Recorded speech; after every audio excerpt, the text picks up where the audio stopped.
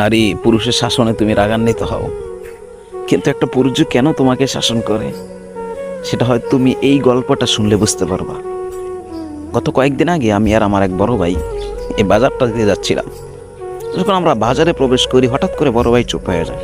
বাজার অতিক্রম করার পরে আমি বড় ভাইকে জিজ্ঞাসা করলাম, কি ভাই আপনি হঠাৎ করে চুপ হয়ে গেলেন কেন? ভাই বলতেছে, আমি যখন বাজারে প্রবেশ করি হঠাৎ করে আমার একটা মেয়ের দিকে নজর পড়ে। সে মেয়েটা এমন কাপড় পরেছিল, তার শরীরের প্রত্যেকটা অঙ্গ প্রত্যঙ্গ দেখা যাচ্ছিল, শরীরের বাসগুলো দেখা যাচ্ছিল।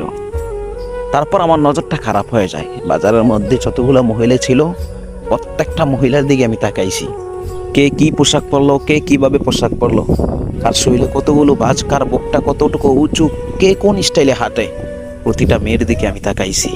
বড় ভাই বলতেছে, দেখো ছোট ভাই, আমি কোনো খারাপ মাইন্ড নিয়ে বাজারে প্রবেশ করি নাই, শুধুমাত্র একটা অর্ধ উলঙ্গ মেয়ের জন্য আমার মাইন্ড সেট আপ খারাপ হয়েছে। হে নারী, একটা পুরুষের নজর যে কতটা পৈশাচিক সেটা শুধুমাত্র আর একটা পুরুষ জানে।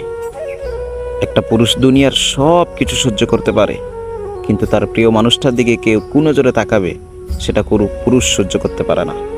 এজন্য নারী, পুরুষের শাসনে তুমি রাগান্বিত হয়েও না।